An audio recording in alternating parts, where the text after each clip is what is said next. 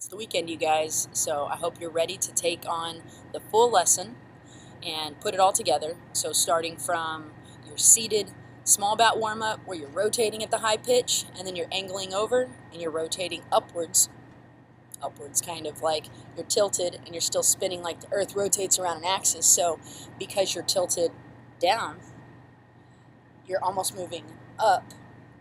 And as long as you pass this halfway point, you won't drop your barrel. Okay, so you have to understand that gravity is pulling downwards. And if we just stick our arm out, so I'll just take this stick here, but if I just hold my arm out with this, it's eventually going to get pretty darn tired.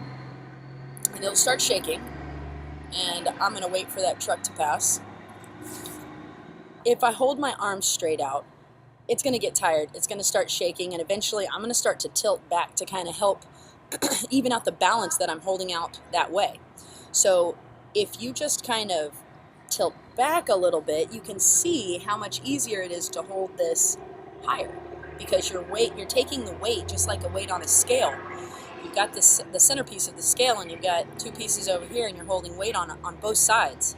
You've always got to figure out how to balance your weight, except our weight goes this way and this way because we can bend over to the plate.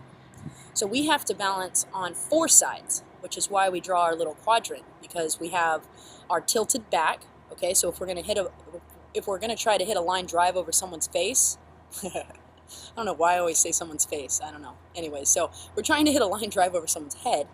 We would want to tilt back just a tad and stay right there. I like to think about tilting back like 27 degrees. I don't need you to get a protractor or anything, but tilt back just a little bit.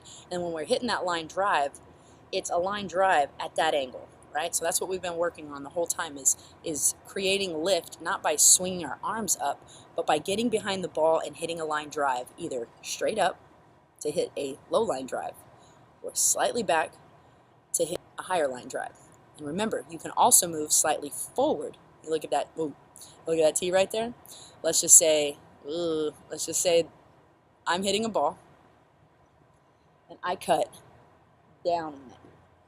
Whatever angle I cut down, if I hit pretty much like just slightly, well, I guess if you're staring at the center of the ball and you take your rounded bat to it, it's going to hit slightly moving down, which is going to create that upward movement. So if you happen to pull forward a little bit, it's okay. You're trying to be an athlete. You're not stuck to any one certain hitting position. And if you do get stuck in that, you are not going to be able to hit all of the pitches that are available for you.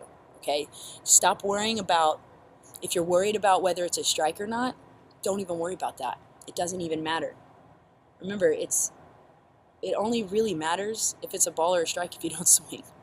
Okay? If you can hit a ball that's right in front of your face out of the park, then I hope you're swinging at it. It doesn't matter that this is not a called strike. The called strikes are for the people who aren't ready to hit. You know, or I guess if you have two strikes and you get fooled on one, maybe that strike's for you. Maybe that, you know, had a couple of those in my career. You get fooled a little bit and strike three called. But if you're ready to hit, then you're ready to hit anything that comes to you. Taking the first pitch, making sure it's good, making sure your timing is there. I mean, do that stuff on the side. You only get three strikes, or you get three strikes, however you want to think about it. I thought three strikes was always enough to have a chance to hit any pitcher. They got to bring you the ball, so you got to be ready to hit it. It doesn't matter if it comes in that little imaginary strike zone, which moves all around. Let's get serious, right? And umpires are humans too. I got very frustrated with a lot of umpires in my career, both as a player and a coach. But we make mistakes just like they do. So don't even give them the chance to call a strike that's not a strike a strike. So don't even give them a chance to call a ball a strike. Get up there, have intent, and swing at the balls that you know you can hit over there. And the more you practice all balls, all of the ones, especially the ones you don't like,